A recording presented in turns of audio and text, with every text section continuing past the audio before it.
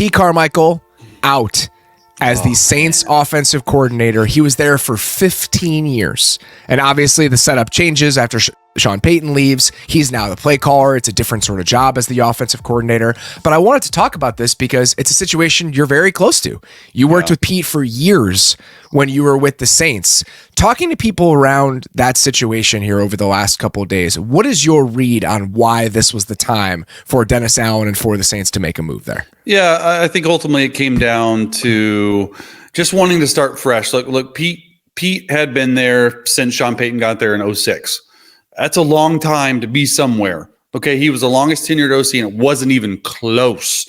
And he's the longest tenured coaches in the league, let alone offensive coordinators. Yes. And so I think it got a little bit just stale at the end, and not necessarily his offensive play calling, but I think for both sides, including Pete, from what I'm hearing, it was a welcome change. Look, it sucks anytime you get fired, right? But he's going to have a job. He's probably going to go to Denver with Sean and Joe Lombardi and ball out. And I think this was probably a way around ownership for Dennis Allen to keep his job. Hey, we need a new guy because we're stuck with Derek Carr.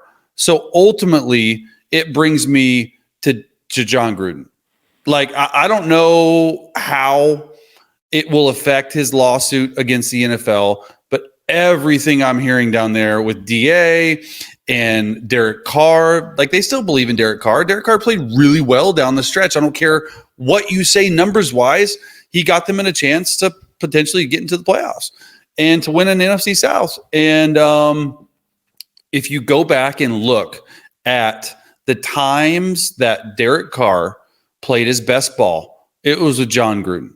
It was with Jon Gruden. So I think this is more of like a, hey, look, we're going to probably go a different way and we're going to go swing big for the fences.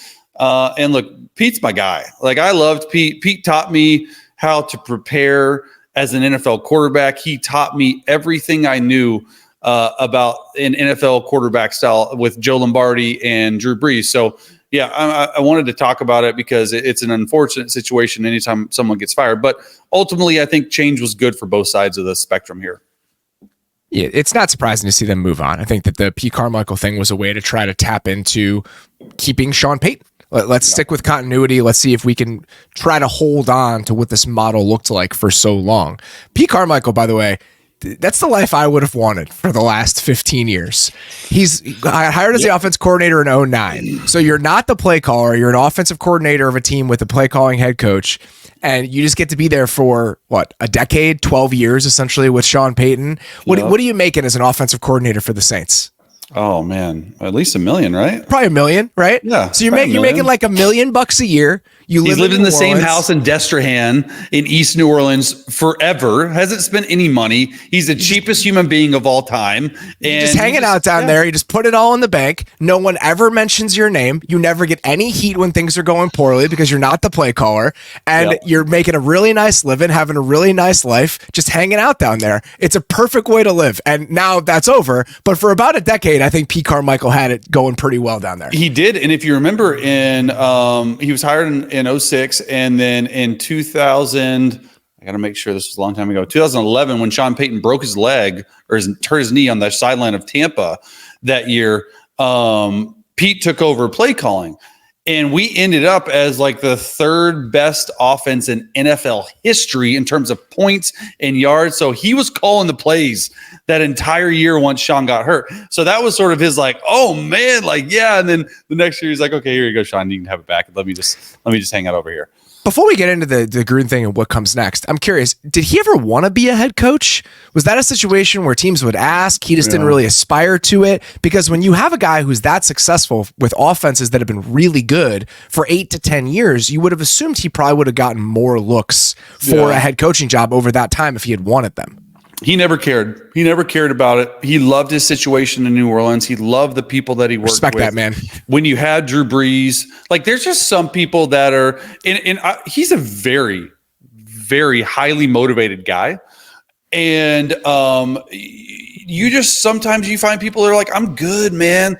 Like, I'm good. Like one thing, he's one of the brightest coaches in terms of X's and O's that I've ever been a part of. Finding mismatches, like that was the secret sauce. Him and Joe Lombardi was the secret sauce in New Orleans when they were there. And I think with Pete, we call him Sneaky Pete. I'm just like flooding back memories of everything that Drew and myself and Pete did. But I think the thing with Pete was like he never really enjoyed talking to the team or a motivating type team. You know, some guys are different. They just want to stay in the shadows a little bit and just be X's and O's. And he never really enjoyed talking to the team. That's like all it is nowadays as an NFL head coach. So I think it suited him well to just sort of stick back and be an OC.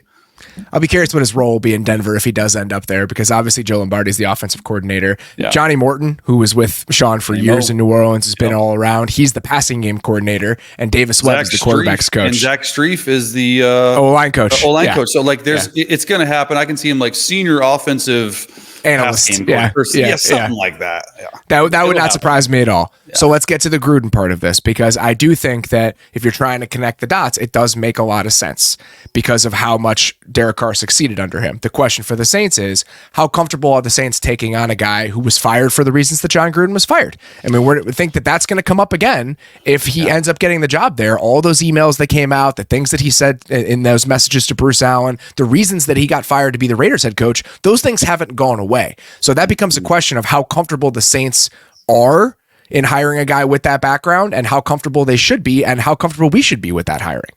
I think that from the Saints' perspective, this is just me talking about it and thinking about it.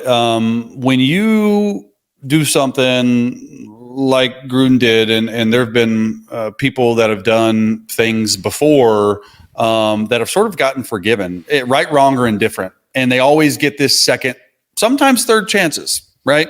I can name a lot of players or coaches in the past who have gotten second chances. Now, is it long enough from like after that? I don't know. I mean, I think the Saints are going to have to deal with it. I think the Saints are probably, if they want to go this way, they're probably in lockstep with the NFL and what needs to happen, right? And they're probably going to get a PR plan around it.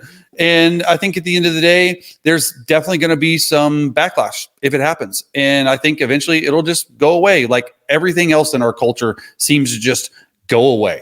Right, wrong, or indifferent, that's how it probably is going to go.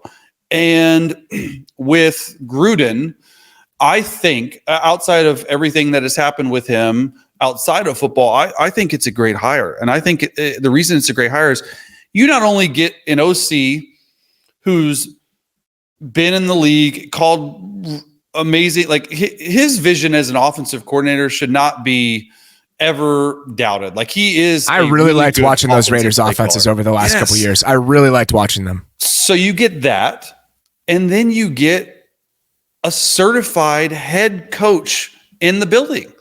You get another head coach for Dennis Allen to lean on when things aren't going right, and when things are maybe being questioned from DA. It's just how is that going to work, right? DA and Gruden are tight. I don't know. And it makes too much sense. Now, I don't know if they're going to go that route, but if they were, this is Gruden's best chance, in my opinion, to get back into the league. And it sounds like the only other interview that they've set up so far, the one that I've seen, is that they're looking to interview Dan Pitcher, who is the quarterback's coach.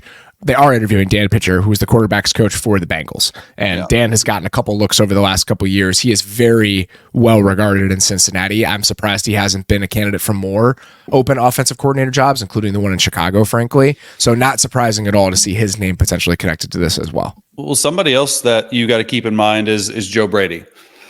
I think that's an interesting name for me. He spent a ton of time in New Orleans when DA was there as a secondary coach, learning that style offense. It's gotten a lot. He was in LSU. Like connect the dots there. If Joe Brady wants to get back, I'm sure Joe Brady's going to get a chance to be full-time OC in Buffalo.